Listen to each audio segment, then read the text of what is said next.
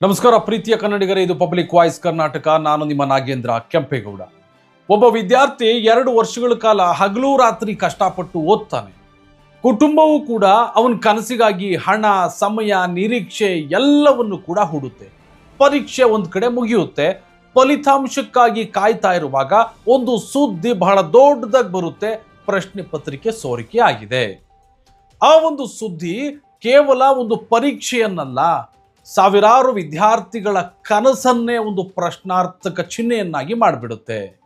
ಕಳೆದ ಕೆಲವು ವರ್ಷಗಳಲ್ಲಿ ದೇಶದ ಹಲವು ಸ್ಪರ್ಧಾತ್ಮಕ ಪರೀಕ್ಷೆಗಳ ಬಗ್ಗೆ ಪಾರದರ್ಶಕತೆ ಮತ್ತು ಭದ್ರತೆಯ ಕುರಿತು ಗಂಭೀರ ಪ್ರಶ್ನೆಗಳು ಇದ್ದವು.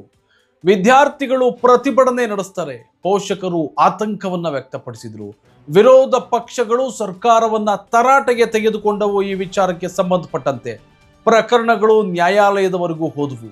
ದೇಶದಾದ್ಯಂತ ಒಂದೇ ಪ್ರಶ್ನೆ ಕೇಳಿಸಲಾಯಿತು: ವಿದ್ಯಾರ್ಥಿಗಳ ಭವಿಷ್ಯವನ್ನ ಯಾರು ಕಾಪಾಡ್ತಾರೆ? ಈ ಎಲ್ಲ ಬೆಳವಣಿಗೆಗಳ ನಡುವೆ ಕೇಂದ್ರ ಸರ್ಕಾರದ ಮೇಲಿನ ಒತ್ತಡವೂ ಕೂಡ ಹೆಚ್ಚಾಯಿತು. ಪರೀಕ್ಷಾ ವ್ಯವಸ್ಥೆಯ ಬಗ್ಗೆ ಜನರ ವಿಶ್ವಾಸವನ್ನ ಮತ್ತೆ ಗಳಿಸುವುದಕ್ಕೆ ಸರ್ಕಾರಕ್ಕೆ ಈಗ ಒಂದು ದೊಡ್ಡ ಸವಾಲಾಗಿ ಪರಿಣಮಿಸಿತು. ಈ ಬೆಳವಣಿಗೆಗಳ ನಂತರ ಶಿಕ್ಷಣ ಕ್ಷೇತ್ರದಲ್ಲೂ ಕೂಡ ಮಹತ್ವದ ರಾಜಕೀಯ ಬೆಳವಣಿಗೆಗಳು ನಡೆದವು. ಇದರ ಬೆನ್ನಲ್ಲೇ ಪ್ರಧಾನಿ ನರೇಂದ್ರ ಮೋದಿ ಒಂದು ಬಹಳ ದೊಡ್ಡ ನಿರ್ಧಾರವನ್ನ ಘೋಷಣೆ ಮಾಡಿದ್ದಾರೆ. ದೇಶದ ಪರೀಕ್ಷಾ ವ್ಯವಸ್ಥೆಯನ್ನ ಸಂಪೂರ್ಣವಾಗಿ ಪರಿಶೀಲಿಸಿ ಸುಧಾರಣೆಗಳ ಬಗ್ಗೆ ಶಿಫಾರಸನ್ನ ಮಾಡೋದಕ್ಕೋಸ್ಕರ ಒಂದು ಹೈ ಪವರ್ಡ್ ಟಾಸ್ಕ್ ಫೋರ್ಸ್ ರಚನೆ ಮಾಡಿದ್ದಾರೆ. ಆದರೆ ಈ ಒಂದು ಘೋಷಣೆಯ ನಂತರ ದೇಶದಲ್ಲಿ ಮತ್ತೊಂದು ಪ್ರಶ್ನೆ ಶುರುವಾಗುತ್ತೆ. ದೇಶದಲ್ಲಿ ನೂರಾರು ಶಿಕ್ಷಣ ತಜ್ಞರಿದ್ದಾರೆ, ಆದರೆ ಪ್ರಧಾನಿ ನರೇಂದ್ರ ಮೋದಿ ಅವರು ಯಾಕೆ ಇನ್ಫೋಸಿಸ್ನ ಸಹಸ್ಥಾಪಕ ನಂದನ್ ನೀಲೇಕಣಿ ಅವರನ್ನೇ ಈ ಒಂದು ಟಾಸ್ಕ್ ಫೋರ್ಸ್ನ ಮುಖ್ಯಸ್ಥರನ್ನಾಗಿ ಆಯ್ಕೆ ಮಾಡಿದ್ದಾರೆ? ಇದು ಕೇವಲ ಒಂದು ನೇಮಕಾತಿನ ಅಥವಾ ಭಾರತದ ಪರೀಕ್ಷಾ ವ್ಯವಸ್ಥೆಯನ್ನ ಒಂದು ತಂತ್ರಜ್ಞಾನ ಆಧಾರಿತವಾಗಿ ಬದಲಾಯಿಸುವುದಕ್ಕೆ ಒಂದು ಹೊಸ ಆರಂಭನ? ಇದರಿಂದ ಪೇಪರ್ ಲೀಕ್ ಸಮಸ್ಯೆಗೆ ನಿಜಕ್ಕೂ ಪರಿಹಾರ ಸಿಗುತ್ತಾ? ವಿದ್ಯಾರ್ಥಿಗಳ ವರ್ಷಗಳ ಆತಂಕ ಕಡಿಮೆಯಾಗುತ್ತಾ? ಅಥವಾ ಇದು ಕೂಡ ಮತ್ತೊಂದು ಸಮಿತಿಯಾಗಿ ಸುಮ್ಮನೆ ಒಂದು ನಾಮಕಾವಸ್ತಿಗೆ ಮಾತ್ರ ಇರುತ್ತಾ? ನಿಜವಾಗ್ಲೂ ಒಂದು ಪರಿಹಾರ ಸಿಗುತ್ತಾ? ಕಳೆದ ಕೆಲವು ವರ್ಷಗಳಲ್ಲಿ ದೇಶದ ವಿವಿಧ ಸ್ಪರ್ಧಾತ್ಮಕ ಪರೀಕ್ಷೆಗಳ ಕುರಿತು ಒಂದರ ಹಿಂದೆ ಒಂದರಂತೆ ವಿವಾದಗಳು ಕೇಳಿ ಬರ್ತವೆ.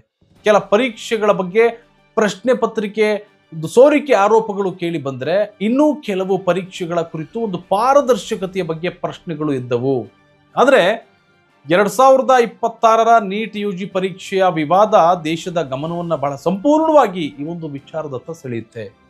ಲಕ್ಷಾಂತರ ವಿದ್ಯಾರ್ಥಿಗಳು ಪರೀಕ್ಷೆಯನ್ನ ಬರೆದಿದ್ರು. ಆದರೆ ಪರೀಕ್ಷೆಯ ನಂತರ ಪ್ರಶ್ನೆ ಪತ್ರಿಕೆ ಸೋರಿಕೆ ಮತ್ತು ಪರೀಕ್ಷಾ ಪ್ರಕ್ರಿಯೆ ಬಗ್ಗೆ ಗಂಭೀರ ಆರೋಪಗಳು ಕೇಳಿ ಬರ್ತವೆ. ಈ ಆರೋಪಗಳ ನಂತರ ನಮ್ಮ ದೇಶದ ಹಲವೆಡೆ ವಿದ್ಯಾರ್ಥಿಗಳು ರೋಡಿಗಿಳಿದು ಪ್ರತಿಭಟನೆ ನಡೆಸೋದಕ್ಕೆ ಆರಂಭ ಮಾಡ್ತಾರೆ. ಪೋಷಕರು ತಮ್ಮ ಆತಂಕವನ್ನ ವ್ಯಕ್ತಪಡಿಸ್ತಾರೆ. ನಮ್ಮ ಮಕ್ಕಳ 1 ವರ್ಷದ ಪರಿಶ್ರಮಕ್ಕೆ ಯಾರು ಹೊಣೆ ಎನ್ನುವಂತಹ ಪ್ರಶ್ನೆ ಎಲ್ಲೆಡೆ ಕೇಳಿ ಬರುವುದಕ್ಕೆ ಪ್ರಾರಂಭ ಆಗುತ್ತೆ. ವಿಷಯ ರಾಜಕೀಯವಾಗಿ ಚರ್ಚೆ ಆಗುತ್ತೆ. ಸಂಸತ್ತಿನಲ್ಲೂ ಕೂಡ ಚರ್ಚೆ ಆಯಿತು. ಪ್ರಕರಣ ನ್ಯಾಯಾಲಯದ ಹಂತದವರೆಗೂ ತಲುಪಿತು. ಇದರಿಂದ ಪರೀಕ್ಷಾ ವ್ಯವಸ್ಥೆಯ ಮೇಲಿನ ಜನರ ವಿಶ್ವಾಸಕ್ಕೆ ದೊಡ್ಡ ಹೊಡೆತ ಬಿದ್ದಿದೆ ಎಂಬ ಅಭಿಪ್ರಾಯಗಳು ವ್ಯಕ್ತವಾಗ್ತವೆ. ಇದೇ ಸಮಯದಲ್ಲಿ ಕೇಂದ್ರ ಸರ್ಕಾರದ ಮೇಲಿನ ಒತ್ತಡವೂ ಕೂಡ ಹೆಚ್ಚಾಗ್ತಾ ಹೋಗುತ್ತೆ. ಈ ಹಿನ್ನೆಲೆಯಲ್ಲಿ ಸರ್ಕಾರ ಈಗಿನ ವ್ಯವಸ್ಥೆಯಲ್ಲಿ ಎಲ್ಲೆಲ್ಲಿ ದುರ್ಬಲತೆಗಳಿವೆ ಎಂಬುದನ್ನು ಗಂಭೀರವಾಗಿ ಪರಿಶೀಲಿಸೋದಕ್ಕೋಸ್ಕರ ಇದನ್ನು ಆರಂಭ ಮಾಡಿದೆ. ಇದೇ ಅವಧಿಯಲ್ಲಿ public examinations prevention of unfair means act ಮೂಲಕ ಪರೀಕ್ಷಾ ಅಕ್ರಮಗಳನ್ನು ತಡೆಯೋದಕ್ಕೋಸ್ಕರ ಕಠಿಣ ಕಾನೂನು ಕ್ರಮಗಳನ್ನು ಸರ್ಕಾರ ಜಾರಿಗೆ ತಂದಿತು. ಆದರೆ ಕಾನೂನು ಮಾತ್ರ ಸಾಕ? ಈ ಒಂದು ಪ್ರಶ್ನೆ ಇನ್ನೂ ಕೂಡ ಉಳಿದಿತ್ತು. ಯಾಕೆಂದರೆ ಕಾನೂನು ಶಿಕ್ಷೆ ಕೊಡಬಹುದು, ಆದರೆ ವ್ಯವಸ್ಥೆಯನ್ನು ಸುಧಾರಣೆ ಮಾಡೋದಕ್ಕೆ ಒಂದು ಹೊಸ ಯೋಚನೆ, ಹೊಸ ತಂತ್ರಜ್ಞಾನ ಮತ್ತು ಒಂದು ಹೊಸ ರಚನೆ ಬೇಕಾಗುತ್ತೆ. ಬಹುಶಃ ಇದೇ ಕಾರಣಕ್ಕೋಸ್ಕರ ಪ್ರಧಾನಿ ನರೇಂದ್ರ ಮೋದಿಯವರು ಒಂದು ಪರೀಕ್ಷಾ ವ್ಯವಸ್ಥೆಯನ್ನು ಸಮಗ್ರವಾಗಿ ಪರಿಶೀಲಿಸಿ ಸುಧಾರಣೆಯ ಶಿಫಾರಸುಗಳನ್ನು ನೀಡೋದಕ್ಕೋಸ್ಕರ ಒಂದು ಹೈ ಪವರ್ಡ್ ಟಾಸ್ಕ್ ಫೋರ್ಸ್ ಅನ್ನ ರಚಿಸುವಂತಹ ನಿರ್ಧಾರವನ್ನು ಕೈಗೊಂಡಿದ್ದಾರೆ. ಆದರೆ ಈ ಒಂದು ಟಾಸ್ಕ್ ಫೋರ್ಸ್ನಲ್ಲಿ ನಂದನ ನೀಲೇಕಣಿ ಅವರೇ ಯಾಕೆ?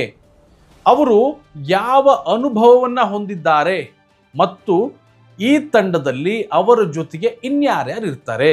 ಇದು ಯಾವ ರೀತಿ ಕಾರ್ಯನಿರ್ವಹಿಸುತ್ತೆ ಈ ಒಂದು ಟಾಸ್ಕ್ ಫೋರ್ಸ್?